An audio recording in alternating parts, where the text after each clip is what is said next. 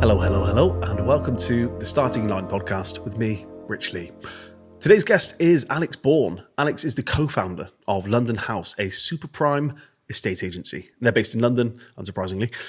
Super prime basically means they sell incredibly expensive houses to incredibly rich people. And Alex and I have known each other for probably getting on for 10 years or so. We used to do some work together, as in my PR agency would help promote some of their listings and some of the things they did in what the media term property porn, where you basically say, hey, look at this incredible property, and it gets it out there, and hopefully it helps them find a buyer, increase visibility and brand awareness and all those good things. Well, Alex is better known now as the antagonist in a show called Buying London, the antagonist agency estate agent in Buying London. Buying London is like selling Sunset in that it shows you around. It follows a guy called Daniel Daggers and his company DDRE Global. It's one of the most popular shows on Netflix in recent months. I think it was top 10 in tons and tons of countries. So it's one of those things that The Guardian called it one of the most hateable TV shows ever made, which is something of a tagline, isn't it? But Alex is in that. And you get a glimpse inside incredible properties. We also get into social media and how I think people forget that people on TV shows are real people.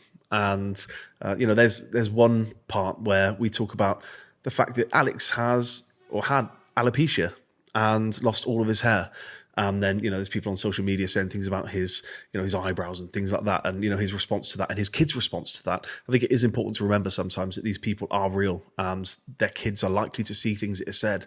And if you're listening to this and you're the type of person, and you won't be because you're cool, that would do something like that. Maybe take a step back and think, what am I trying to achieve? Anyway, sorry, I was distracted by a pigeon out there that's got the biggest stick I've ever seen in my life. All right. What an idiot. Anyway. Without further ado, I bring to you my conversation with Alex Bourne. I hope you enjoy. Their kids are likely to see things that are said. And if you're listening to this and you're the type of person, and you won't be because you're cool, that would do something like that. Maybe take a step back and think, what am I trying to achieve? Anyway, sorry, I was distracted by a pigeon out there that's got the biggest stick I've ever seen in my life. All right. What an idiot. Anyway, without further ado, I bring to you my conversation with Alex Bourne. I hope you enjoy. Have you been stopped on the street yet? Yes. How was that? Really weird. And when was this? The day it came out. Weirdly, so the day it came out, I went out with my partner and I went out for the evening, and I wasn't even thinking about it, to be fair. You don't really sort of understand. I guess it's been leading up to it. I've been involved in production, before, and it's such a long thing that... This was a very long thing. You get to it, and then the day happens, you're like, like when books are published and things like that as well. Yeah, you forget about it. It's just a day. Yeah. And then, so how was that? It was weird. So I went out with my partner for the evening, and then we went to go for dinner, and then someone went, like, literally, I just got out of the car and this woman shouted at me, "You're that bloke from the TV." And I was like, oh God. And that was a bit weird. And then the next day, I went for a coffee where we got these coffees, and someone I know that I see every day. I don't really see him that often. I don't know him that well, but we always say, "Oh, hi mate, how you doing?" kind of thing. And I went into the coffee shop, and he said, "Oh, come over," and he was calling me over while I was making my order. So I went over to him, and he went, "I watched you on TV, and I think he went, hang on a sec," and I went, "What?" And he's like got his phone out. So this is somebody you see every day. Every day, and he basically made me call his daughter, and he goes, "Look who I'm with," and I'm on a video call with his daughter. So how weird is that? Because you did start as an actor. That was your intent was to become an actor, right? That was from a young age, wasn't it? Yeah, so you did. Very young age, you did.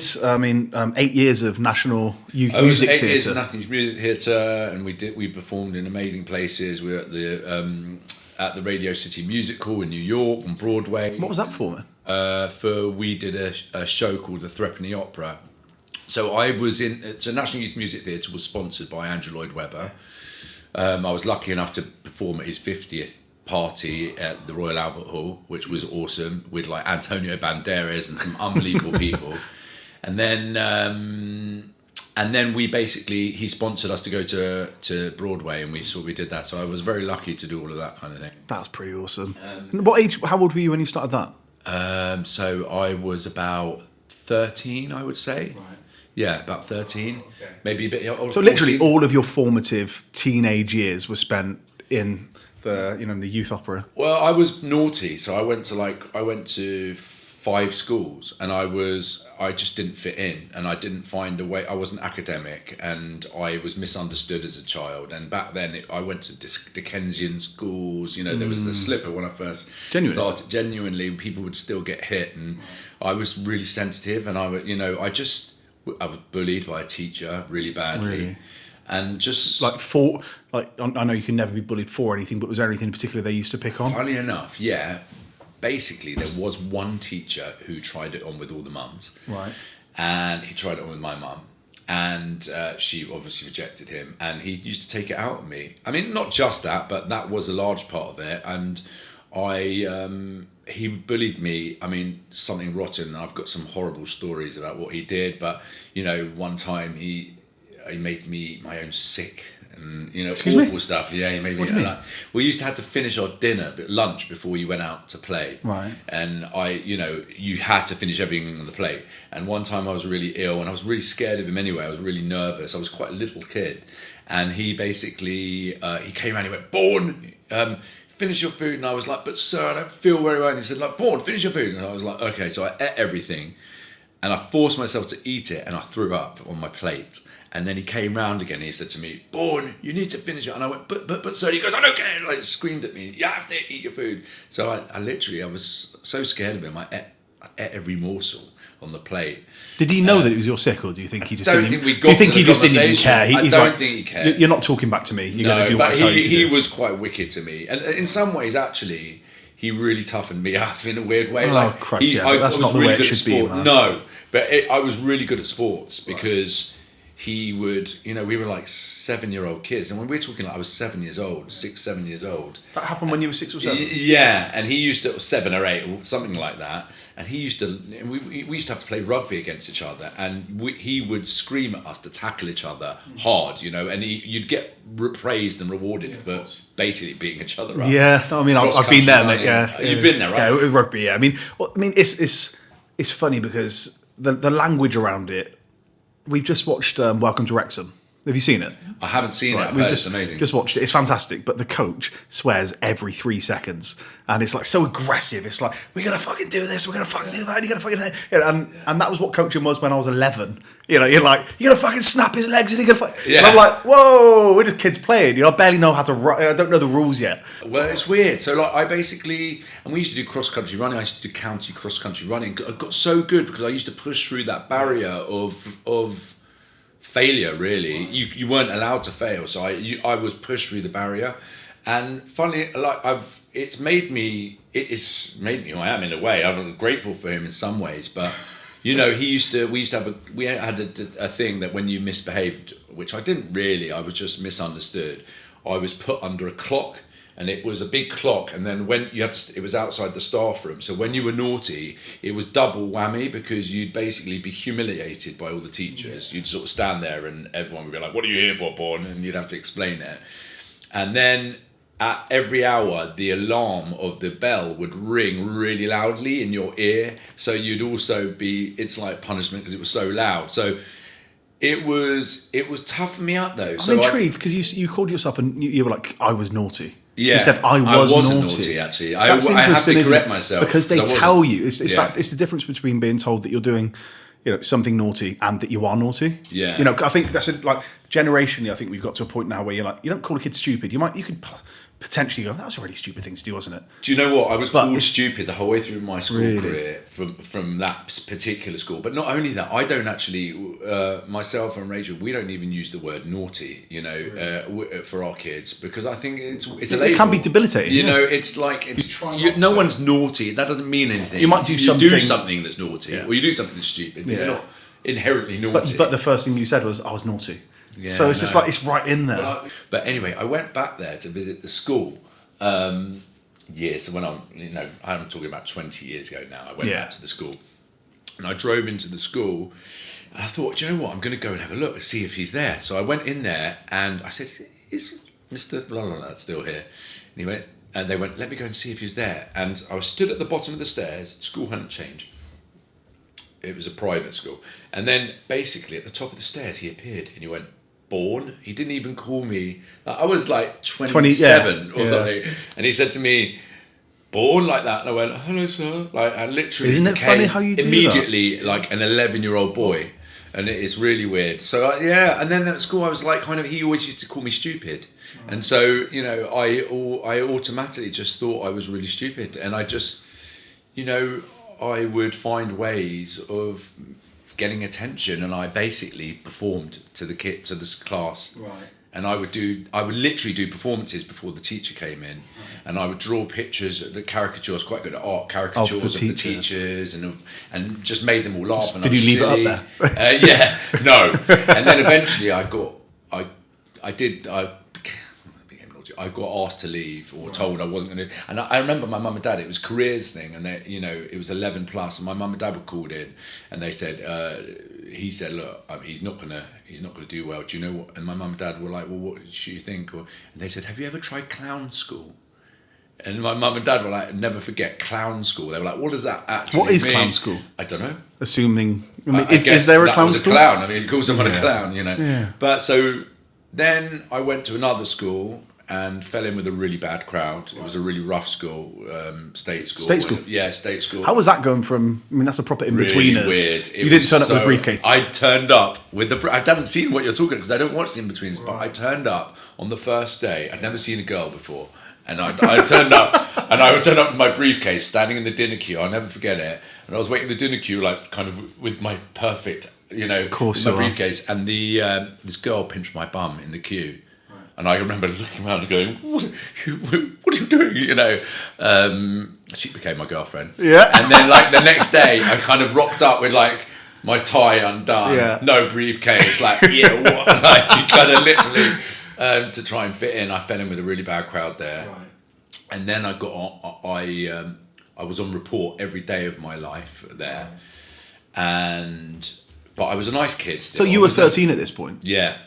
Okay. And it was sort of GCSE thing, but I was doing, to be completely fair, I was not in a good state. I was doing all kinds of naughty stuff, and I was getting myself in trouble. And the teacher, the headmistress, said to my parents, "Get him out of this school. He's falling in with a really bad crowd." I was like I remember just bunking off school, going down to the park, doing drugs, you know, and all kinds of stuff. And what sort of things? Oh God, lots. Yeah, lots. And then so it wasn't just smoking weed. It wasn't. No, because for me it was a 3 litre bottle of cider. I was down the park. No, I was doing lighter fluid. I remember doing I was hanging around with the kids on the estates, and I was inhaling lighter fluid and doing all kinds of stuff. And then I basically would go around kicking car wing mirrors and all kinds of stupid all the stuff. things you look back at and think, and I think, what an idiot. I was sitting in my mate's estate watching Billy Connolly videos, you know, when I should have been in school, and eating chicken and chips. Did you feel that, having come from a private school, and your dad worked in commercial property, right? Yeah. What did your mum do? My mum was an artist. Right, okay, so that kind of more, I don't want to say privilege necessarily, but it was really privileged. Let's call it that. I had a swimming pool. That's pretty cool, man. Yeah, I was the kid in school when I went to state school with a swimming pool, and all the kids used to come round to my house to use the swimming pool. So you were popular then? I was really popular, but some of my mates were like stealing my mum's jewellery. They were like really bad. So do you think you kind of played up to it? What, being the rich kid? Yeah, I used to, because back then I was spoiled, not in a horrible way. I was spoiled with love, actually. But, you know, I used to con my dad for money, like extra pocket money, and I'd be going around buying everyone's... I was kind with it, but I would go around and buy everyone's sweets, you know. Was that a way to fit in, do you think? Yeah, absolutely. Yeah, I mean, it's easy to look back and go, no, I'm doing that because I want them to like me. Yeah. And not see me as different and all that. And so it took me a long time. And we all have things to deal with. So yours was... Oh God, actually, this was my situation. I then went to a different kind of school, and this is how I chose to try to fit in. And it's fascinating, man. And during that period, my dad went bankrupt. My dad lost all of his money. So it was all a very weird period in my life. It's a very strange period. So where was it you grew up? I grew up around Totteridge, North London, where I live now, really. So I moved back. I've lived everywhere, all around London. Yeah, I think I read north, east, south, and west. I've lived everywhere, but I've ended up going to my roots, and my mum and dad are still in that area. Are they still same house? Or? No. We've moved. We moved. Funny enough, I haven't even thought about all of this stuff because there is some. I moved every year pretty much. I would move houses all the time. So we'd be renting, or we'd be. My dad had to build himself up. My dad is my hero. My dad was doing when he was bankrupt. He was still in property, commercial, but he was doing that in the day, and then he'd go home, have dinner, and then he'd go out and cab drive to, really? And then he worked his way back up. And what was that period of life like? Oh, it was awful. I mean, there was one period of time when my mum and dad's friends were putting food in the fridge for us, literally going out and doing food shops for us. I'd hear my dad crying, whatever. It was hard times. But it's weird because you're used to a certain thing, and I think that's really that's a big thing for me. It's funny for me, Alex, because like when I was a kid, I used to have such a chip on my shoulder about kids that I thought had it all. Yeah. Do you know what I mean? It didn't take me too long. I was in my 20s, I think, by the time I was like, nah, man, we've all got problems. Yeah, of course. And that's the thing. But you don't think you do. You think money solves everything. When you don't have anything, when you don't have money, you're sat there and the electricity's gone off, the emergency's gone. So you probably don't know what emergency electric is, right? So I used to look at kids with I believed had privilege and such a chip on my shoulder, and now I look again, to your point of kicking car wind mirrors off and things like that. I look back and I'm like, you're a knobhead. Like, I was a complete knobhead. No, it's funny. But I was because funny enough though,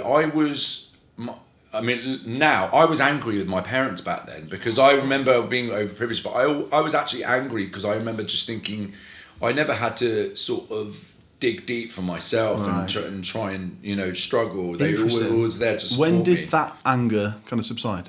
It took me a long time to realise that I was angry because my parents gave me everything. I was angry for that because I had other people who were, they used to bail me out all the time when I was sort of in trouble, and I kind of. When you're a teenager and you're sort of hormonal, you're just angry with your parents for everything. I was angry. I do cite, even still now probably more than it should be, anger as a driver.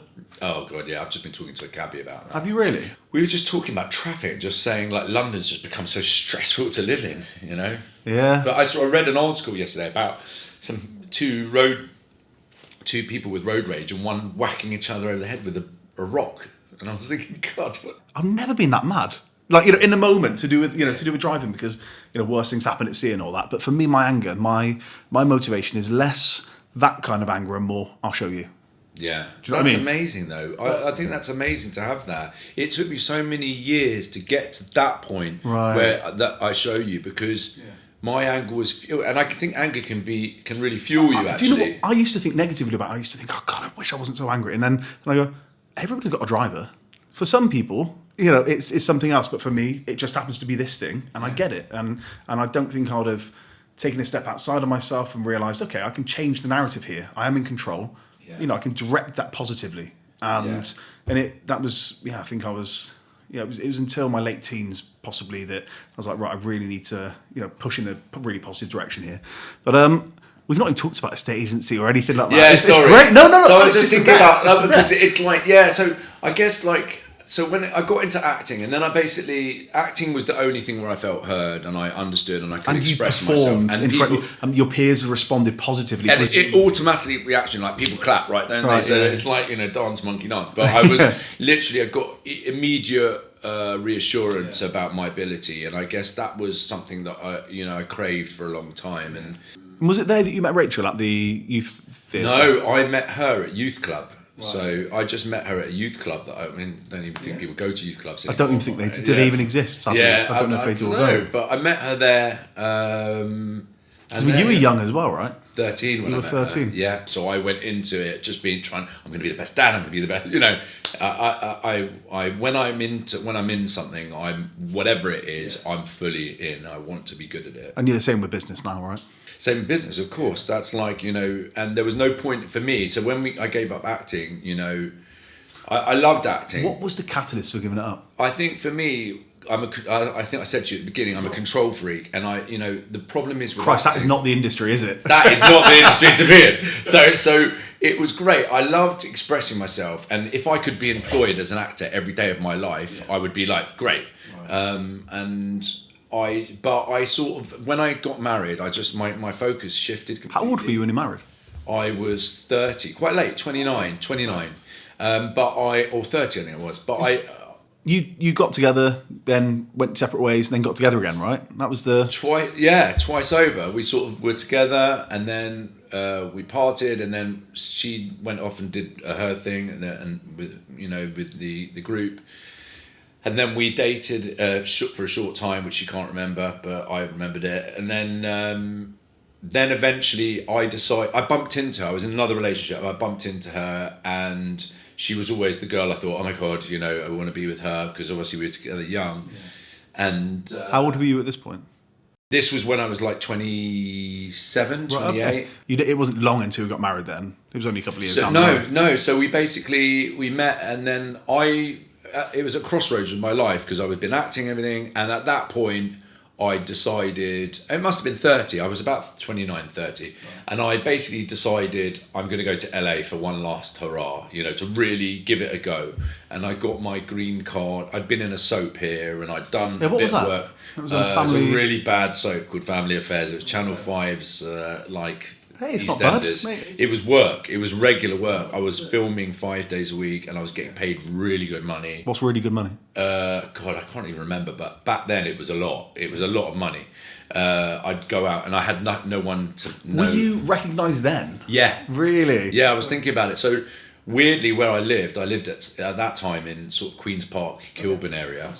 And it was lovely, although it wasn't quite what it is now, but it was still lovely. But I would go up to the high street, and I'd be followed home by just random people, and you'd sort of think like, this is so weird, and so that was a bit weird. But I used that as a catalyst to go out to LA, and I basically got my. So you left the security of that job. That sort of came up. I was in that for 6 months, and then I met Rachel, and I decided it's LA sort of thing. And I said to her, I'm going out to LA, and she said, I'm going out to LA too. So we went and fell in love in LA. I got my green card, got an agent out there, did pilot season, and lived out there for a bit. And then, what was the best thing you auditioned for? What, there? Yeah. Oh God, I went through some amazing stuff. So I can't even remember, some big movies, and I got an incredible agent out there. So a friend of mine, David Oyelowo, have you heard of him? No, He's I haven't. very successful. That's a phenomenal name, though. Yeah, he set me up there with his agent, and so I went out to LA, and then I got my green card, and then I decided, I sort of fell in love, and then I thought, do you know what? She came home, and I thought, I don't think I want to do it anymore. I just want to. And going back to my parents, my dad, from a traditional family, my mum worked, so it wasn't sort of. But my dad wanted to provide for the family, and I just my focus shifted, and I just wanted to provide and make money, and it wasn't consistent enough for me, and I wanted to be in control. So I basically, I thought I would decide to become a trader. So I went into day trading, which didn't suit me at all. It was awful. And while I was acting, I did loads of jobs actually. I was a massage therapist for a long time. Anything to facilitate my career as an actor. Chugging as well, right? Chugging.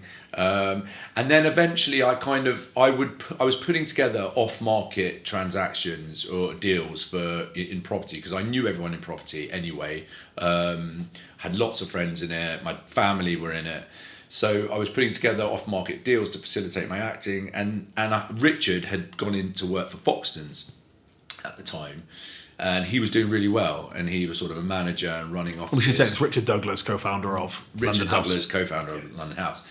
And he said to me, look, if you want to go into agency, why don't you come and work with me, and I'll get you a job and we can sort you out. It's good money and all of this. And I said, look, I don't really want to work for Foxtons, and I'm 30. I just, all my friends were really successful, and had really amazing jobs, and I thought, I don't want to go and work. I was snobby about it, basically.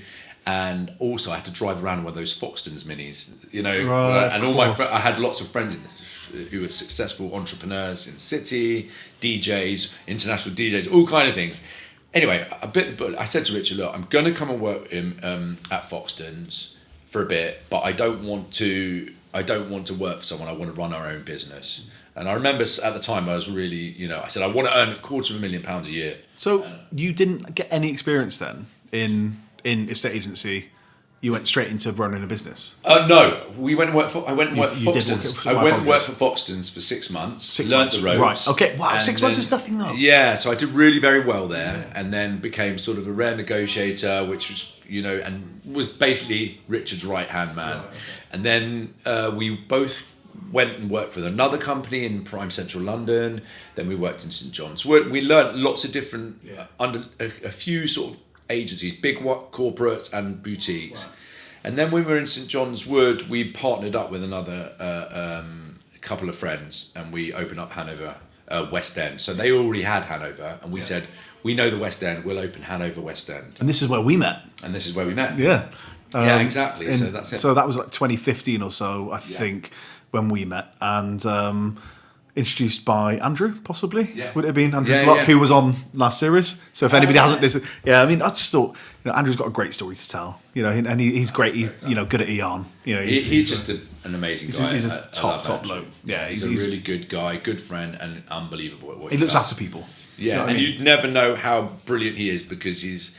Well, I went to his place in Hertfordshire. It's very nice. Yeah, he's got a lovely place. But he's just, he's just good at what he does, and he works so hard, and he's just a good community, a good connector. And again, I think it shows because the people that he's introduced me to, bar possibly one or two, are all still people that I'd happily go for a beer with. We still meet.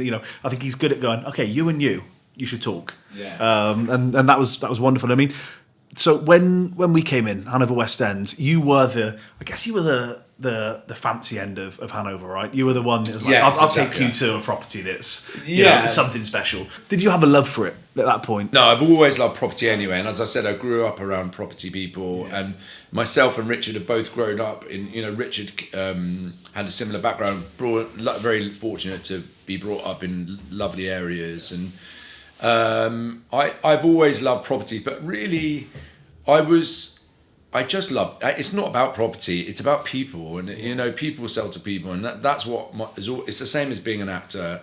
That's what's always interested me: the way people work, the mindset of people, and it's literally talking the same language. It's why I love PR. Yeah, it's why I love it. It's because I need to get to know you as a person. I can then understand what makes you tick, and then if I understand that, then I mean, from an audience perspective, we can have a degree of influence. And hey, this thing over here that you might not have known you liked, don't go with those. Go with those. Why? Well, because and it's a sales job, but at the same time, sales is all people. Yeah, and I think you said before, you used to you grew up sort of resenting people with money and, all of that. And, really essentially people are people, and there's people with, there's people with no money who are tossers and, absolutely, and there's people with no money who are fantastic. Yeah. And it's the same the other end of the scale. And I think you realise and I think that's something that stood us in good stead as an agency, is we don't treat people any differently to, everyone's treated as special who comes through the doors. Yeah.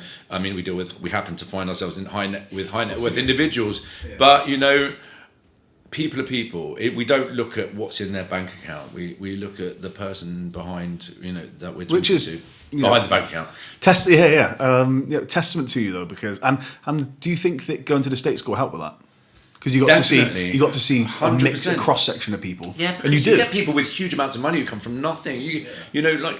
And going to state school really was a wake up call to me. I mean, I remember on my first day at school, I went in and there was I had loads of preconceptions of everything. I'd never seen a girl before, really. And I remember seeing I remember walking into the school, and as I'm walking around the school, I went into the playground, and there was a girl who was the bully of the school, smashing a guy's head against the wall, and he slumped down on the floor, and I was like, that was my harsh reality. A girl pinching my bum and another girl smashing a guy's head on the wall, and I'd never seen. I was so protected. So I think that it was a wake-up call, and I just every part of my journey really of schooling, and that's why schooling's so important to me. Like now, I don't believe in state or private schools and which one's more important. Right. I just think the best school for your kids, the best school for the person. It's the same as property, same as anything, right? It's what gets the best out of you. Your eldest is 13, so yeah. So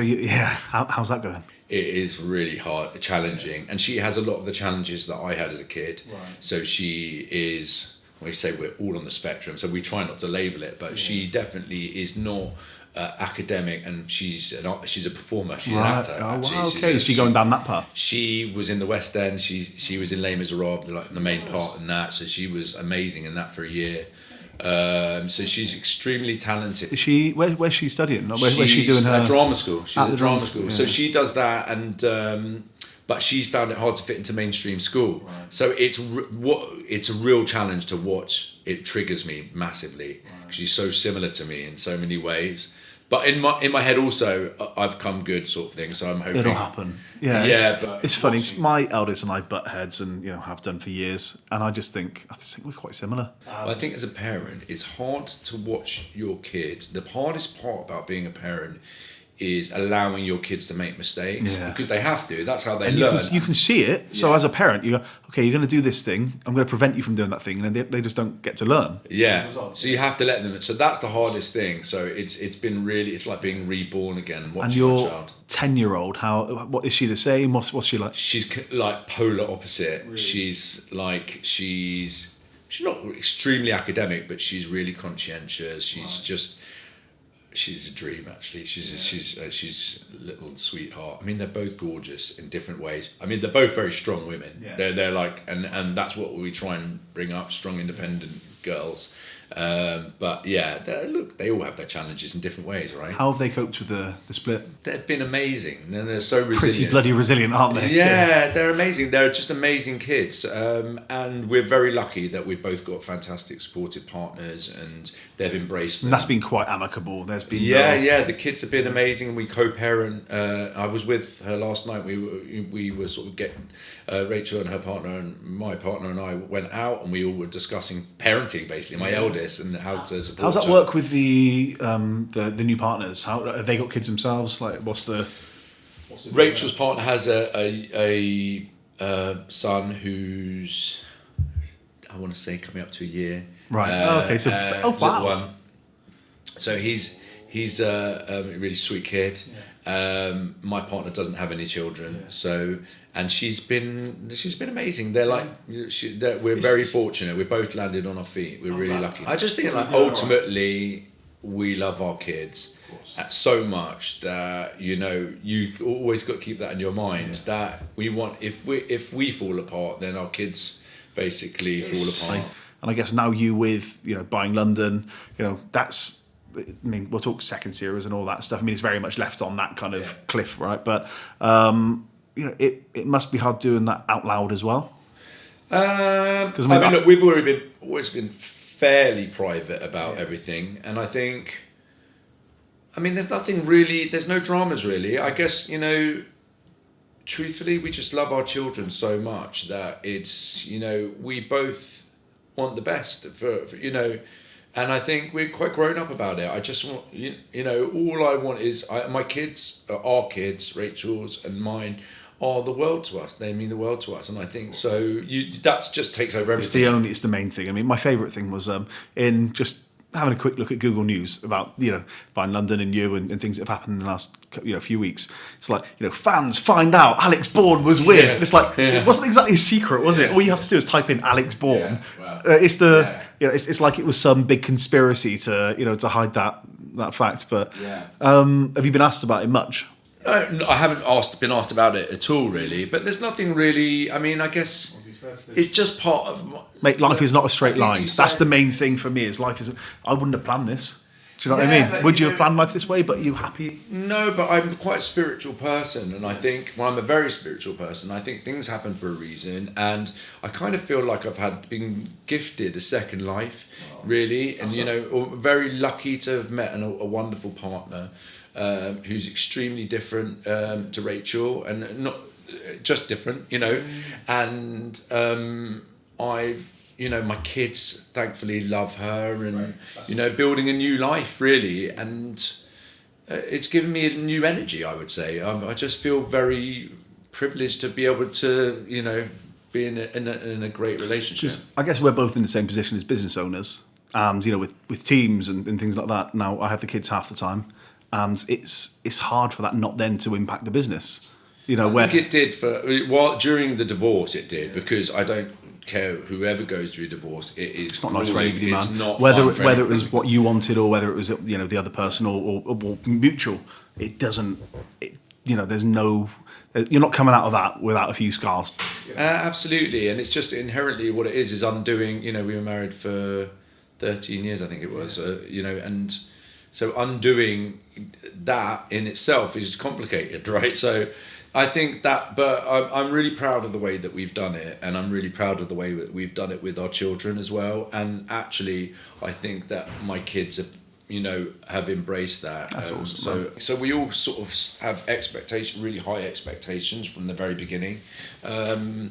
But yeah, I mean, such is life, these things happen. And I find myself saying, as I said 5 minutes ago, life isn't a straight line, and you just got to accept that. The sooner you accept that, and you accept that the surest thing is change.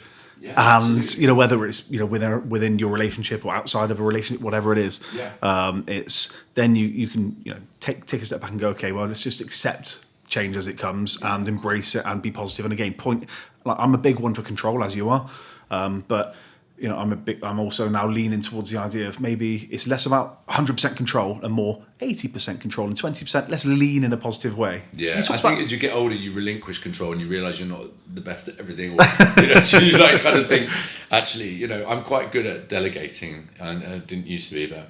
How did By London come up for you? Well, I've been asked to do a lot of these shows.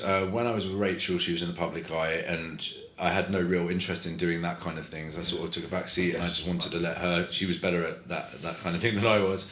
What did they want to do? Follow the family and all that sort of thing? Just all kinds of things, really. But really, we've been asked to do lots of property shows. But the main reason was that I don't think actually the industry was sort of really ready for it. And also, the UK is a really weird market, because a lot of the business we do is off-market or discreet, and there's a huge amount of value on discretion. No one wants to talk about it. Show of wealth, all of that kind of thing. Again, PR. So the number of clients that we've worked with, that we just can't say that we've worked with, and I want to shout it from the rooftops, because from a new business perspective, it'd be great.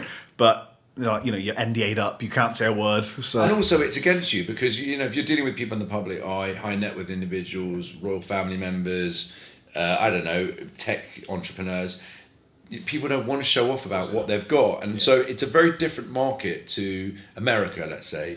That's very true. I guess we're a tiny bit more demure in that sense. It's frowned upon. I found there's correlation between property and acting, for instance. When you're acting in the UK and you go for a role, so family affairs, funny enough, killed my career in the UK, because we were always told at drama school, if you do a soap, then you just get categorised as a soap opera actor, and you'll never get any of the work. And what we all wanted to do was work at the Royal Court and the National Theatre and all those places. And I was really in with the National Theatre, for argument's sake, and Royal Court, but they wouldn't see me after I did that. Wow. Okay. Because what was your role in the family affairs? I was a hilarious role. I basically went in as a Lothario, and I was a footballer, an amateur footballer, like David Beckham-esque. I had like a fake diamond ring, and they basically pitched. I was dating both of them behind each other's back, and then they basically both found out I was gay, and I had a boyfriend, and I had to do a gay kiss. So that when was that? What year was that? Jesus, God, I don't know. I remember EastEnders had the first gay kiss. Do you remember? Yeah. There was on a pier or something, and it was a huge deal. It was this enormous, and it was a peck. Do you know what I mean? As far as I might be getting it wrong. Snog, and I remember I had garlic the night before, and I was really paranoid. And I'm sorry, mate. I'm so sorry. Oh yeah, I was like, I'm really, really sorry. I remember eating piles of parsley, and this is really funny, right? So did the gay kiss, whatever. I'm a straight guy. Years, and he was a gay guy, lovely guy, Matt. And then went off and had my life. Anyway, so Amelie was in Les Mis in the West End, and on the first day of rehearsals, I'm dropping her off at stage door, and this guy comes out and opens the door, and he was the dance captain and the stage. He was a massive part of the company, and I think he was director of dance, whatever. And he basically turned up and he walked out, and in front of all the parents, I went, "I've kissed you," like that in front of my daughter, and everyone was like, "What?" Have you watched any of that since? Have you? I can't find it. And also, recently, I've lost my show reel, and I really want to find. I could have had a show reel with all. I did loads of adverts, loads. And Did you? What sort of stuff? I was in like a whole 2 or 3 WKD. Do you remember those WKD? Of course, I remember adverts? WKD. Yeah. Do you remember the one where it's slow motion, where they had to jump? I was in a lot of really good adverts. Anyway, I was in Pizza Hut adverts and Always Ultra. That one got a laugh with the football crew. Yeah. So I've been in loads of adverts. So I wanted to see. I really want to find my show reel. Yeah, no, I'd love to see it, man. That'd be how would you even find it? What would it be on? I've got DVDs somewhere. Right. Okay, so it'll be like between some books somewhere. Yeah, basically something like that. And I want to unearth it so I can have a look back at it. I want to show my kids. Yeah, I was going to say I'd absolutely want to show your kids. Yeah. So I can't remember where I was going with that. But there's correlation. So in this country, if you go if you try and go in for big jobs, you have to prove yourself you have to prove yourself in theatre first before you can get into movies, for instance. If you go to America and you want to make it as an actor, everyone automatically assumes you're the next big thing, and they all want to meet you, and then when you're not, they just sort of bin you, kind of thing. So it's completely the other way. It's fascinating, isn't it? And it's like that in property here. If you sort of give it the big un, then no one wants to see you. They don't like it. And if you sort of, discreet and all of that, the market's very discreet. So I think social media and COVID changed everything. So we've been asked to do a lot of these shows, and I don't think the market was ready for it. And we were struggling to find people who wanted to show their houses, really. A lot of the ones we deal with. I mean, even on the show now. Do you know, I thought that as I was watching. I was like, you've done very, very well to get even the number of people, having worked with you, having known how secretive some of these things can be. We'd want to, hey, the mail are asking for this type of property. And you think, well, we can't talk about it. We can't talk so about it. It. Must have been really hard to get the people So it was really hard to do that. And I think... and I didn't think I was actually penciled to do $1 million listing in the UK. Right. They were going to do that a long time ago, probably when we were working together. I think that rings a bell. Yeah. And basically, I remember we struggled to get properties and anyone to talk about anything. And I remember saying, look, this is just not going to work here. And then I think COVID happened, and everyone started looking at interior design on their phones, and the market changed for us, and all industries, luxury industries, was online, social media. And I watched, actually, funny enough, I watched Rachel, because she couldn't perform in COVID. And I remember she suddenly turned into becoming an influencer, because that was the way people in the entertainment business were making money influencing, really. And I just thought the market changed. And I think that people were buying interiors and looking at interiors on their phones. And I think... So it was okay to show things a little bit more. Yeah, okay. So the industry's changed, been through a massive industrial change. We're in people's houses every single day with Zoom calls and all of that sort of thing, right? It has changed. You see inside, and people have almost let their guard drop a tiny bit. Your kid will walk past, and I remember one of my first Zoom calls when I started the business. So this must have been whatever it was then. 2014 was when I started it, but it was one of my children, I won't say which one, just walked past completely topless. Yeah. And before this was normal. Before that, that newsreader whose kid, they were pulling.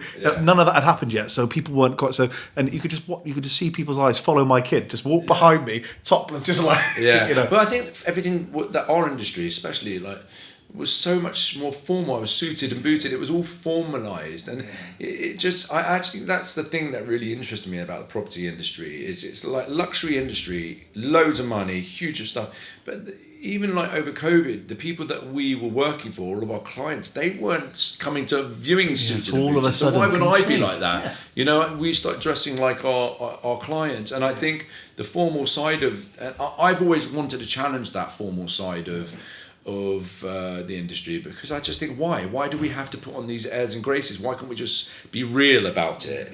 Why do you have to there were lots of people within the industry playing the role of an estate agent, and I would have people sort of coming into the industry that we were training up, and they would be like, hello, and I'd be like, who's that person? Not the person we interviewed. Hello, let me show you around. And you just think, well, what are you doing? People just want to talk. I've never been able to do that very well. It's probably why I go consumer PR more than anything. It's just, just people, because I'm bad at that sort of, like I worked at one of my first jobs was working at a bank, and I think I lasted a month or two because I called somebody mate. I got seriously reprimanded for that. They're like, "Did you just call him mate?" And I'm like, "Shit, I think I did." And I winked at somebody, which is cringe anyway. Like, it's super cringe anyway. Oh, see you later, mate. And whatever. It might have been a double whammy. Yeah. And then they're like, "Rich, I don't know if this is for you." Yeah. And I was like, "Yeah, probably. You're in a suit. You're in like a literal off the shelf. I won't say which bank, but yeah, here's your stash. This is what you're wearing." And it just wasn't for me. I just don't like to conform. I think conforming's boring, and I just think that's the problem. And I like getting dressed up. If I'm going out for dinner with my partner or something, I don't. Or, we do like dinner dates at home, things like that. I like it, but not as a matter of you have to do this because you have to fit into this box. And I think that's it. Putting people into a box really infuriates me, and I just. And if, as you're saying, if some of the most wealthy people in the world, some of the most influential people in the world aren't doing it, you're like, well, why am I doing it? To impress them? Because I'm not a servant. I'm here to provide something. And provide a service in a friendly way that's best for them. Yeah. So Buy in London, they did, because obviously it's DDRE is Daniel Daggers. That can't be his surname. Daniel Daggers, it is actually his surname. Is that his genuine real name? I think so, unless he changed it when he was really, really young, but I think it is. I changed my name by default. Do you know? You're kidding me. I did, to Mr. PR. I literally changed my name, public relations. You told me about that. Did I tell you this? Do you know I had a stage name? Do you know what my stage name was? Stage name? Leigh. Leigh. Same as, no way. Because Leigh, is my middle name. So's mine. You serious? Alex Lee Bourne. Yeah. Yeah. Because for me it was like my actual surname's Smith, so it's like I remember first day in PR. I was thinking, if I pick up the phone, I'm like, "Hey, it's Rich Smith." They're like, "Yeah, I spoke to 7 of you today." It's like, oh, Rich Leigh does a job. Just to be even more confusing, there was a guy who changed his name because you had to have a stage name and you register it. There was a guy who stole Alex Bourne. That's why I changed my name. Right. So when I came out of drama school, there was already an Alex Bourne. Right. I was really annoyed. I was like, oh my God, I want to use my name. So I had to change it to something. And then the first gig I got was in Theatre Royal Northampton. Right. And in the theatre next door, doing the Rocky Horror Picture Show, was Alex Bourne. The other one? Yeah. The bastard. So I basically messaged him and said, "You've taken my name, let's go out for lunch." So we went out for lunch. Yeah, I bet you got Omar, did you? He's a lovely guy, I bet. That's absolutely brilliant. So Daniel is, and his company are kind of the focus. The focus of the, but I mean, you're a significant part of it. And with London House, I love that you're the baddie because you're the nicest bloke I've met. Do you know what I mean? But I mean, you don't come across as the baddie for a second. It's. I think people are so versed with, and would you dub it reality TV? I think it is a scripted reality or something. I don't know if it's not scripted actually, but I don't know what you call it actually. Yeah. I naively, I've never seen any of these shows. Right. So I never even researched. What's it, Selling Sunset? You not watched never that? Watched any of them. Yeah. Stupid of me. So was Daniel quite keen to have you on? What was the situation I don't really there? understand the process. I mean, basically, we are in the market. There's a few. I think Danny says it in some interviews. There aren't many, are there? There's a few players in the marketplace. There's a network of people. We all know each other. We all know off market, on market, have access to every property on the market. And I think they sort of approached me. I don't know if it was anything to do with Daniel, but they wanted a rival company, and so. And you were mates before. Did you know each other? We were mates before, yeah. I used to play football against him. And I think it just sort of naturally, we had that chemistry anyway, I guess, because we knew each other. Actually, one of my notes was, it just seems like a fun relationship between you both. There's almost like a knowing, there's a winking kind of... It's a funny industry. Like humour to it. It is, because you are rivals, but you're not really rivals. We fully support each other. We all work together. I'm the same in the PR industry. I've never set out to make a single enemy because it's too small an industry, and there's enough work, except for during COVID. But we're all in that together as well. Yeah. There's enough to go around. Do you know what I mean? And I'm super positive. I just want to. If you don't collaborate, you lose out, right? Yeah. And we all sell each other's properties. We all share properties and ideas, etc. It's a very collaborative industry, contrary to what it used to be. It used to be sort of spivvy shaft at each other and shaft clients. Before I came along. When you're wearing suits, when really you're wearing suits, exactly. That's what I mean by playing the role. And I think it's just especially in prime central London, it's all about long-term relationships, all about discretion and and working collaboratively with interior designers, architects. I had breakfast with an architect this morning, lawyers, tax advisors, everyone. We all collaborate and support each other. And going back to the influencer thing, I think when you see influencers are celebrating, they might be this is what I'm wearing today, and they're celebrating that brand of clothing, and that clothing brand gets benefits from that person collaborating with them. So it's the same with property. We all benefit from collaborating. It's like an ecosystem exists. It is. Yeah. Thank you for being more sucquaint to No, that. it's rare. I'll tell you. But so you and Danny, good relationship. Yeah. But for the purposes of the show, obviously you're shown to be, quote unquote rivals in a manner that's quite funny. And it sets up at the end of the series. It sets up a potential. I guess the cliffhanger is it Lauren? Yeah, Lauren is Lauren going to come and work at London House, or is she going to stay at DDRE? She's heading to South Africa to see her family, and she's going to make a decision then. Yeah. She's unhappy at DDRE. And then I guess Danny probably wouldn't mind us chatting about it because it's all out there. Yeah. Like, how was that filming that, and how much of that was kind of not scripted, but here's a narrative, here's a storyline? I think it's in the industry anyway. We all support each other. We all sort of want to work with each other in any way that it is. I don't think I ever actively sort of said, "Lauren, come and work. No, come and work with us." I think was she influence. was at the time. She was unhappy. There was lots of drama going on in Danny's company. And I guess, we always want to work with the best people. We work with people who are the best in the industry. I like to have the best people working for us. So it's, it's the same as if he might take a listing that it's business. I was instructed in it's business. And I think there's a line where we all sort of understand that business is business, but we still want to maintain long-term relationships. There's no hard feelings or anything. If she would be happier working, I want to have happy people working in my company. I mean, we've got people working for us. Isabella upstairs is an actor, actually. Right, okay. And she's got the most unbelievable singing voice. And we've always said to her, look, there's going to be a time potentially where you want to go off and do that. If you want to go for auditions, that's fine. And I think if you support people and to be happy, then you get the best out of them. And if people want to leave, we still talk to all of our ex-staff members all the time and do business with them. They go out into the industry. I mean, you used to work with Andrew. It's the same. It's a badge of honour almost to have brought somebody through and see them doing well. Yeah. Was there a conversation about having Richard, obviously an actor as well, kind of involved in the show? He was quite happy for me to throw myself under a bus and just sort of see what happens, and then maybe. So, is it looking like a series 2? Like, what's the reception? No, I mean it's really hard to gauge. Have you spoken? Have you heard from Netflix? What's the? Yeah, we stay in constant contact. They are asking what's going on with the company, what's happening. I think everyone would like to do a second season. I guess it depends on the appetite and what Netflix want to do. Have you got any ideas to figures as to viewing? Like, how's it performing? It's been in the top 10 in 54 countries. So I think it is at the moment in the top 10 in 54 countries. So I mean, it got absolutely slated by the critics. But that's because I guess post-COVID there is, and it's hard to get away from this, but it is your market that. There's almost a crassness to properties that are worth tens of millions of pounds, and that whole property porn thing being shown in a glitzy way in a cost of living crisis. Yeah. I mean, how do you feel about that?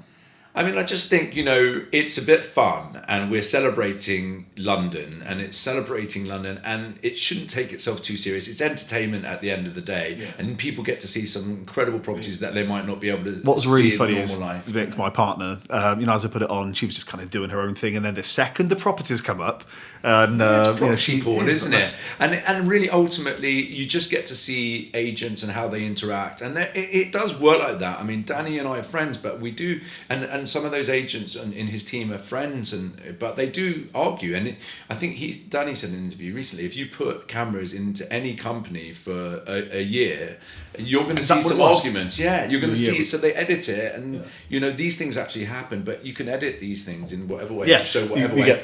And relationships gets challenged. Yeah, absolutely. You could have 9 positive examples of, people working brilliantly together. Lauren and that Russell, was it? Yeah. Getting on well together, and then all of a sudden there's that one.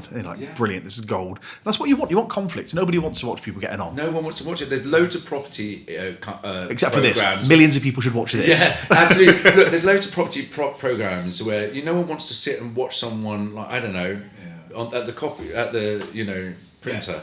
Yeah. Whatever. You want to see some relationship stuff. It's.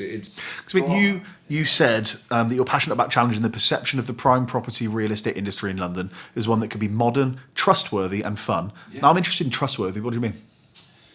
I mean, trustworthy because as I said, we build long-term relationships with people. So we might sell I've worked with people who, we've sold 5 or 6 properties for them, and, it's repeat business. Yeah. And it's such a small market. If you try and shaft someone or snaky about anything, it comes back on you. Immediately. Long-term relationships are so important. I think Rich and I have been successful because we didn't come into the industry thinking about building long-term relationships. Actually, we were just quite good at it because it was part of our acting career. We had to build relationships with people and support each other. And I think inherently we are nice people, and we didn't feel like... It's a weird market. It's a weird industry because it is quite high value, and so money brings out the worst in people sometimes. It can do. I mean, commissions. I mean, your percentage commissions, and obviously we've talked about this off camera before, when we were doing stuff together, but you're talking like, what kind of commissions are we talking as a percentage? I mean, it's not like the American market. In the American market, you'll get sort of 5-6% commission out of it, and the brokers are making sort of 80-90% of that. So the agents are making huge money on, if you think about a £10 million property or 15-20 million pound property, you're making big money. But I think, what Richard and I thought I don't think actually we're money orientated.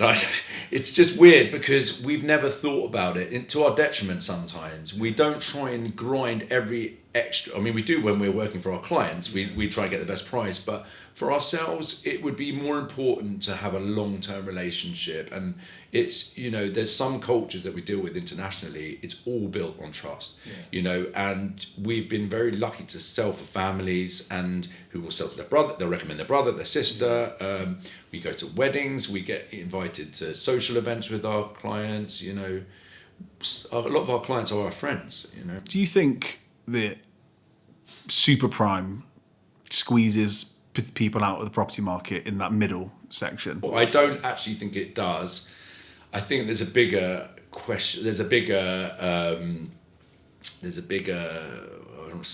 think what I'm thinking. There's a bigger problem out there, but I think ultimately there's always people going to be someone with more money than you, and I think that, I don't know. I don't think it trickles down, unfortunately. Yeah. Whatever. I think that's the myth that I wish it did trickle down more. I'm a really liberal. I'm a lefty, really, in a right wing. I always say I'm socially liberal and more. I'm not entirely economically right, but I'm socially liberal and more economically, I guess, conservative. And that's, as a business owner, as a capitalist. This is a system that we have to operate within. Yeah. The fact is, I want to make money. I want to have fun doing it, and I think that we, again, coming from where I've come from, but also, that should be the case for everybody. We should enjoy what we do, and we should be able to make a good living from doing so. Yeah, I love what I do, and I just try and find the most holistic and true. And I hope that's not me trying to trip you up in any way. I'm genuinely intrigued by your thoughts on that, because I just unfortunately don't think it trickles. If it trickled down and there's a way of doing it, I just don't think taxes or the non-dom thing, any of this kind of thing is trickling down. And London's not unique in that it doesn't only happen in London, right? We're not just talking about properties, these tens of millions of pounds of properties. It's everywhere. It is New York, it is LA, it is Sydney, it is. I mean, you know more than I do. I don't know why I'm pretending like I know more. No, but it is these cities. So we're not in a unique situation here, and I guess it's just understanding that. And how have you had when you said about the criticism from media? Have you read any of it? I mean, look, over the years, because I was, my partner, my wife was in the public eye, I've learned to sort of not read so much of it. And And my daughter, but funny enough, my daughter said she saw something the other day, and she saw something on TikTok, and she was like, "Daddy, they're taking the Mickey out of you on TikTok, whatever." What was they what were were saying? they saying? So I've got alopecia, Yeah, so I remember my you hair saying. fell out. All my hair fell out at one point. I've had a hair transplant. All my eyebrows have fallen out, and they're microbladed because I'd look kind of a little bit weird, so I've got a bit of vanity, and all my beard fell out. I used to have a really thick, heavy beard. Did you? What? Very thick. Really? Hair, I can't dark, very dark. I was really dark. Really? And so I've had my eyebrows microbladed. So basically, there were like comments. She was saying, "Daddy, they're saying what awful microblading and what's wrong with your face? You've had bad plastic surgery," which I've never had. And I said to her, "Look, why do you care about what people think?" Yeah, man, you can't. You really don't. Once you put yourself out there, Yeah. and I'm a big believer in and I always said to clients, I probably said the exact same thing to you: don't read the good, don't read the bad. Because you can't believe the good news, certainly don't want to believe the bad. There's the opposite, isn't there? You could read it all and be really think, I've made it. I'm like on TV and everything. So, I mean, that's an important thing. As I said, I wasn't even going to bring that up because I know you mentioned that to me, when we knew each other, before this. But the fact, confided is a big word. I'm sure that you're quite open about it. Keisha, that hugely knocked my confidence, though. I have to say that was a massive. When did this happen? It happened, I would say, about 10 years ago. And that was a big, because I've got older anyway, but I was a good looking chap and I had dark, swarthy kind of looks. And all my hair fell out, everything, eyebrows, beard. Is it stress? I know Gail Porter's quite a big advocate of, we're chatting to hopefully get her on this. She's been a big one for talking about alopecia and the impact on her life negatively. I mean, did you see any positivity in role models like her, or did you just think, fuck's sake, why is this happening to me? I actually got depressed, I would say. I really felt, because I went through, we talked about how I was, had money when we were kids. I was good looking chap, really, I think, when I was younger. And when you're good looking or better looking, you kind of get things come easier to you in a way. It's really shallow. Yeah. And so I was quite lucky in that way, I guess. And so it killed my confidence massively. And it's not just looks; it's how you look after yourself as well. Yeah. And it means something, and people buy into that confidence and all those things. So to get hit like that must have been. It was quite. My focus had completely changed off. It come off myself anyway, because at that stage I was dad and I was a husband, and that's all I cared about. But it did not. You still. But you're also the husband of Rachel Stevens, right? But that was the thing, and I used to get like messages like, "Why is she with him?" and all of that. You say not to read it, but I used to get that all the time. And I've not really been one about just looks or whatever, but it does sort of affect you, right? If you're looking at yourself in the mirror and you don't recognise yourself anymore. So these people that write these messages, I don't get it. I will never understand the negativity that must go through somebody, and the lack of self-worth, or do you not? Because I've never, a big thing for me is nobody that's doing well will ever put somebody else down. Yeah. Nobody that's confident in themselves feels that self-worth, and that's been an up and down thing for me. Is that, again, the kind of upbringing I've had, that's not atypical. But I don't understand how my people can say possibly what they said on TikTok and just then go about their day and not and think that's an okay thing or an okay I tell way you, the funny to be. thing is, it doesn't affect me anymore, and it used to really affect me. But I guess it bothers me. And the one thing I was worried about doing by London was my kids. Actually, I didn't want to affect them. In what way? What were you worried about? Anything negative. It's just a small thing. But my daughter was like really upset about it. It's nothing really big deal. It's like my eyebrows, but I was like, Donnie, don't. But it was nice for me to be able to say, I don't care what. Well done, man. Yeah, and that's a wonderful thing, especially for our daughters, right? Yeah. To hear, just let it bounce off you. Yeah. But having said that, I've had a hair transplant. I do obviously care a little bit. Yeah, but the fact is, why not? I think we're in an interesting place now as men, but also, I don't know anything about microblading. How long does that last? Well, I get it done every year. Right. Okay. Yeah. But and it makes me feel comfortable. It makes me feel more confident. But even the hair transplant, I've got to tell you, I didn't talk about it for ages. I actually recorded videos, and I thought I would release it at some point because I thought, and then I thought, well, no one cares that much. But do you know what? What's interesting is no one talks about hair transplant. It's like a dirty thing. Like ladies have, and men have, Botox or whatever it is, and it's become part of our society, very acceptable now. But men with hair transplants. I had my hair done, and then immediately afterwards, I had so many messages from people. Excuse me, mate. Or like, hey man, like, can you just tell me where you got your thing? And I'm like, let's just talk about it. Like, there's nothing wrong with it. So it's made me feel confident and and better about myself. I'm going to go in again for second round. You are? Yeah. Yeah? I mean, it looks good. Thanks, but I'd like to, I want to grow an afro. Oh, you just going, hey mate, can I borrow your I'm hair? just going to take advantage of hair transplants and they told me to do that, but What can you have can done do with that. You can do beard transplant, you can get eyebrow transplant. I think it's going a bit too far. I mean, for me, it wasn't even natural receding. It went through alopecia. If I had lost Did you have some left? I had side bits, but it was, and my beard's gone and whatever, and I don't have to shave, so that's kind of an advantage. But I think it was the bit that I lost unnaturally. If I had just receded naturally, I would have been okay. But I felt like duped that it all fell out, I guess. So you felt cheated out of your good looks. Out of it. And also, if you can do something about it now, then why not? That's the thing, man. Like, I think, I had my teeth, I had Invisalign, and all of that. It's really good. Like, they're not perfect still, but I never wanted perfect. I just wanted the one thing that annoyed me. Yeah, exactly. The one thing, there was just one tooth that really wound me up. Yeah. And then I had it done, and I was just like, well, if I can, why not? Yeah. Do you know what I mean? Like, why? It's not cheap. But also, why not if you?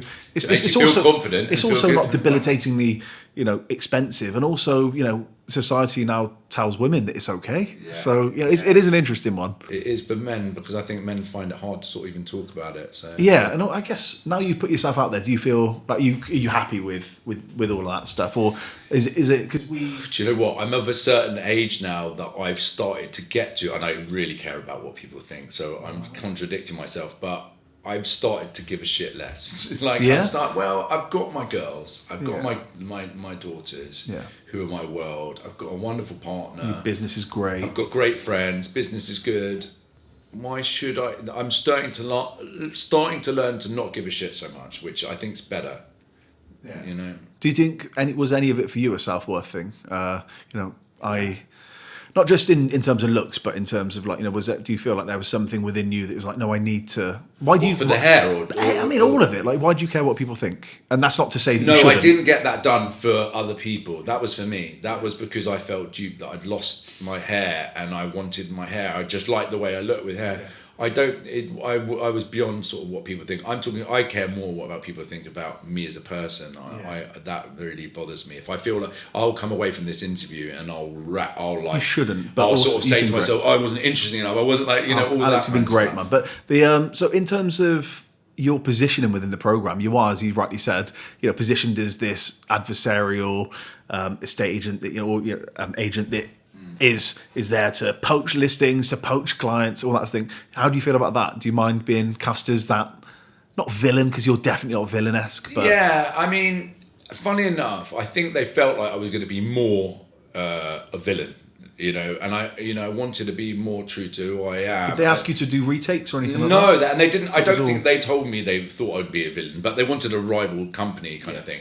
And I think they were hoping for sort of, the traditional estate agency, or the American thing where they're really shafting. Right. So either you've got a wide boy, typical. Yeah, I guess so. But I couldn't be that. But there is truisms to the industry where we do talk to all the agents, we do talk to each other's clients, and you're called in. If I've not sold a house for a year and it's been on the market, the chances are there's another agent out there who I know really well who's talking to that client, and that's just part of the industry. But we try and be as good to each other. There's that scene where you turn up to Katerina, I think her name is. Yes. And Danny's just showed her around the place, and you really hammered up. I love it. You're like, oh, hello, fun. Darling. Yeah, that's just fun. Of course it is.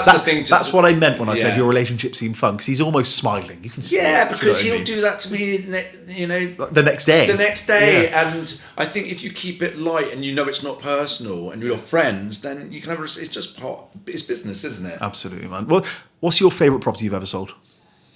Do you remember that we talked about? Oh wow, no, that's an interesting one.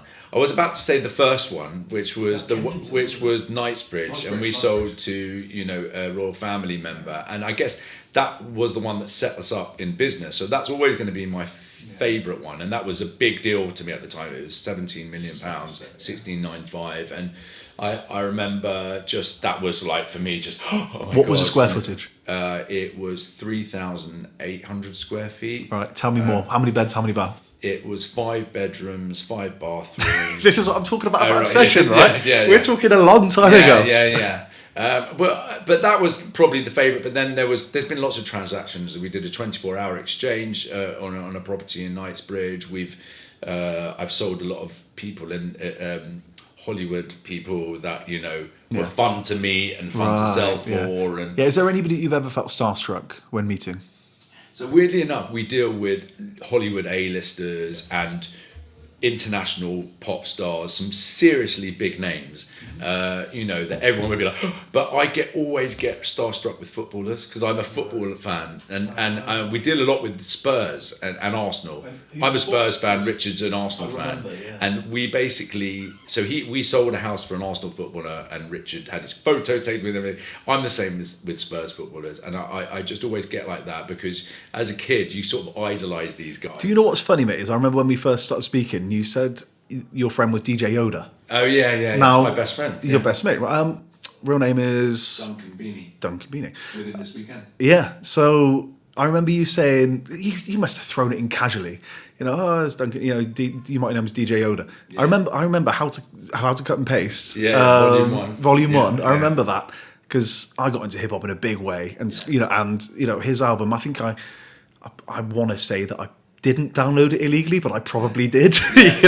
And it's a funny thing when you say that because I've met doing this, but also through PR, met some absolutely incredible people that I guess a lot of people would be like, Jesus, but it's names like that stick out from like childhood and things. That's so funny. I mean, he would be. He's the most uncelebrity sort of kind of guy. I mean, I can't his imagine rider he is is. A cup of tea. He literally, that's what he asked for at his gigs, and cereal, tea and cereal. But he was DJ at my wedding. He's that was it. You told me that. I think that was how it came up, and I was like, wow, DJ Yoda. Yeah. That's the beauty of it is as much as Netflix does a good job of glamorizing these things. It's not of escapism in a way, that part of it, right? Yeah, and of course it is. It's just, and not to be the guy that's like, we're all people really. But it is really, like that, though. But really, you're there, with a Spurs footballer or whatever it is, and they're like, oh, I'm just going to pop another wee. And all right, see you in a minute, mate. And it's just that's how it is. Yeah, it really is. And then the more you spend time with people, I think that's been a secret to part of our success with Richard and I, is you can put us in a room with people and we're not different. We are ourselves. We bring ourselves to the business.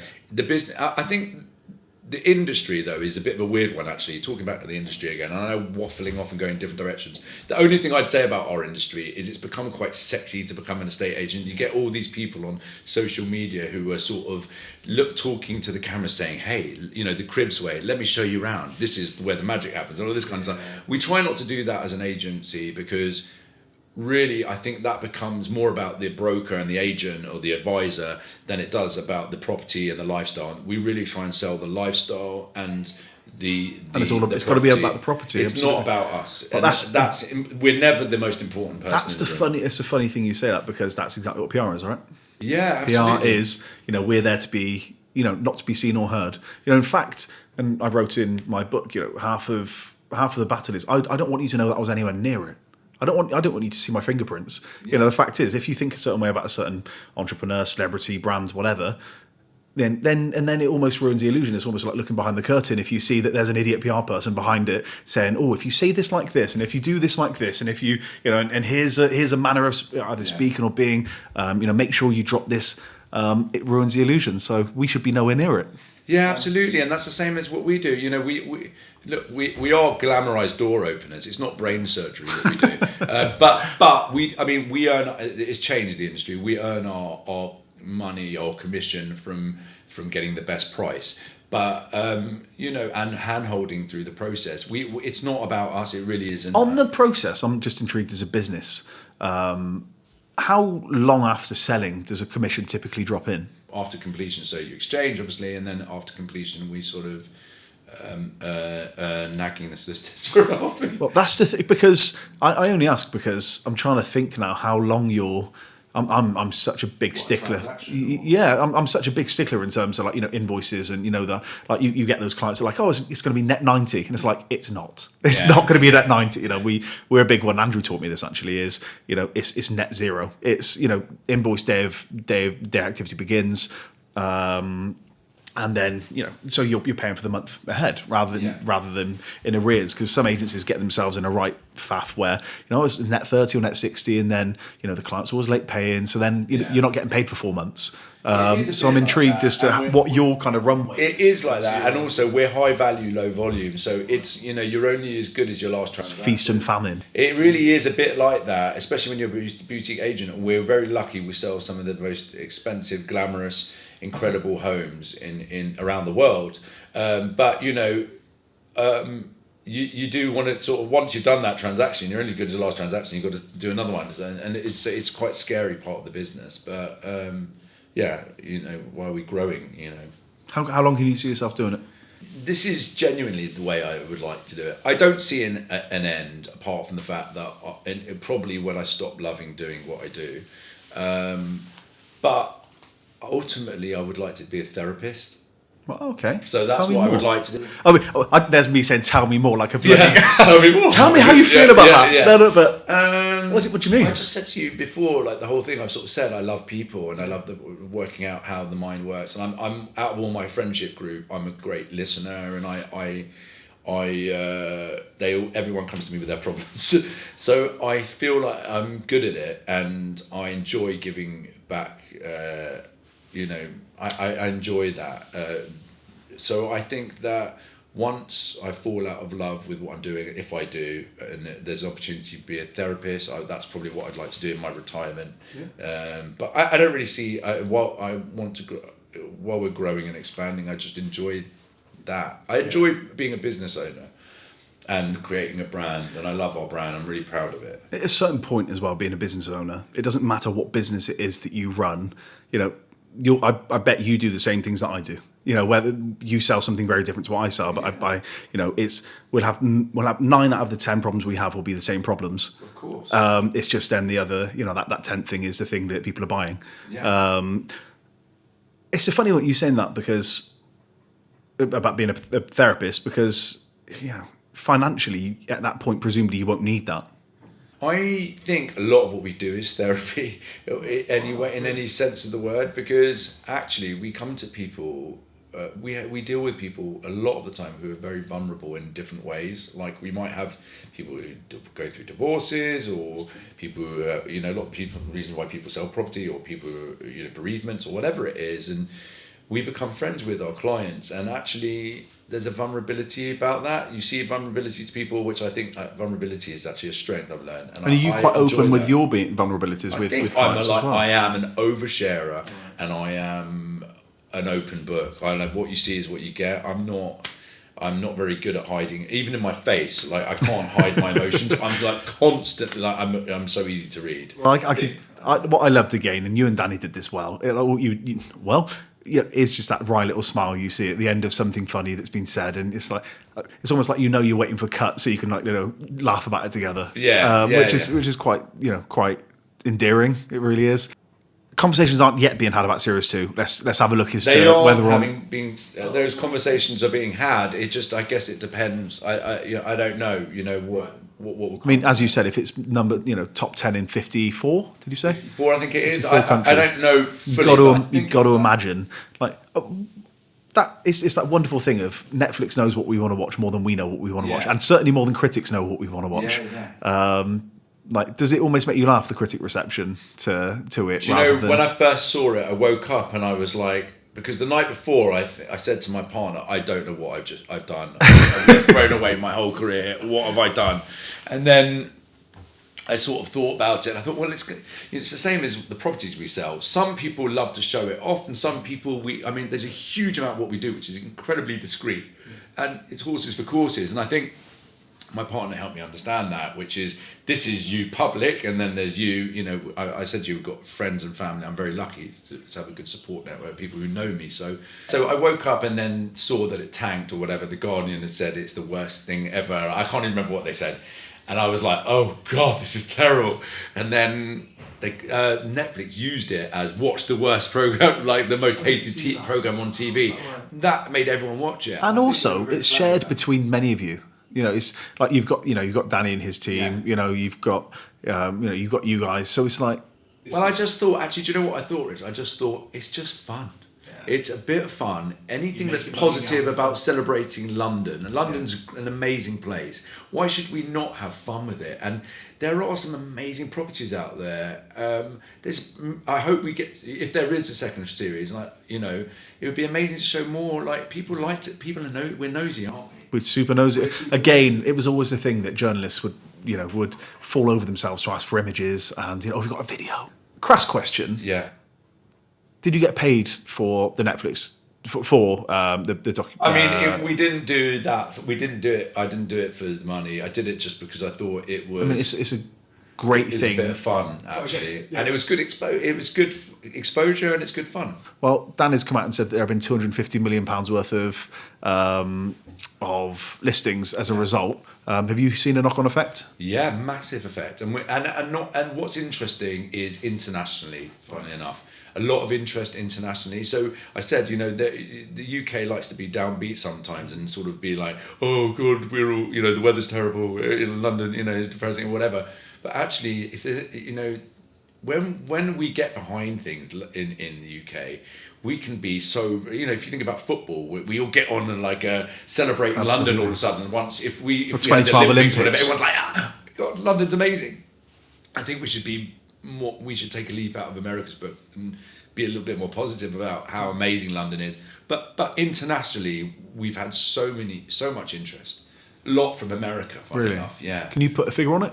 Probably not, because I'm not very good at that kind of thing, but the team will. But also, we've had loads of CVs and lots of people that want to get into the industry, and that's been really positive because to have other...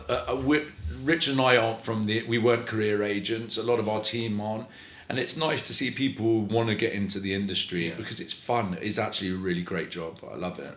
Yeah, and also it was, I wanted to be an actor at some point. It was a bit of it was a circle round to just saying, actually, let's have a go at this again, Does it tick that box for you? Do you feel good having done it? Not at all. I feel exactly how I felt last time when I was an actor, which is weird. It's like, as an actor, the weirdest thing about an actor is it's like you spend the whole time being incredibly nervous about being in front of the cameras, being in front of the theatre, on the theatre, live performance. I think a lot of the reason why Richard didn't want to do it is because that whole fear and self-loathing, and then you go out there and the audience love you or whatever, and then you're like, I want to do it again, And I think it was brought back all of those feelings again. And I can't watch myself on TV. I can't, So it's weird. It's a weird sort of exhilaration or whatever you call it. It's just I don't know why we do it. Performers tend to hate performing, and then they you end up loving the buzz of it. I mean, you never know what might come of it as well. And again, it's possibilities, it's positivity. You don't know what comes as a direct result of where this is going. Do you know what's funny is that like I said, I've turned down a lot of these things before, and I was going through the divorce at the time. And I think I sort of got to a point where I remember saying to my mum, I don't know if I should do this, I don't know what to do. And my mum just said, Alex, you only live once. And I thought, actually, she's completely right. Get to the end of my life and I've done something that was really fun. It's unique. Every opportunity, every door opens an opportunity. 100%. And I think it's the same with people, right? I read the Celestine Prophecy once, which really had an effect on me. And, I remember it sort of said in the book, if someone walks past you in the street or comes into your life, it's an open door. It's an opportunity to explore it and meet that person.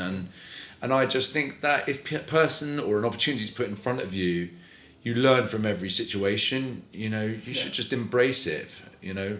I think that's a wonderful way to end it.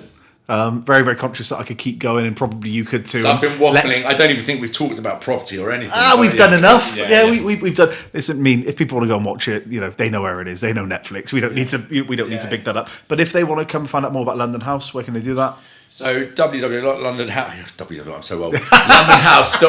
It's on the internet. HTTPS.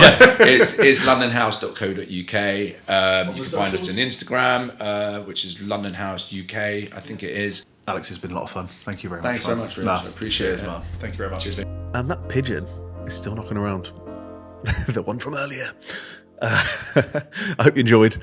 It was good fun to do. Really, really good fun. I was actually flying solo on that one without producer Eddie. So I did the video setup and all that. If it's rubbish, that's why. Because I'm not technical and don't blame me. And yeah, anyway. Follow us. Social media profiles are Starting Line Show. Why did my mind go blank? Starting Line Show on Instagram, TikTok, Twitter, Starting Line Podcast on Facebook, LinkedIn. Go find out more, startinglinepod.com. Email hello@startinglinepod.com. If you don't want to, that's cool too. Review, follow, subscribe, all of those good things. And I will see you next Monday. Goodbye. Forever. Bye.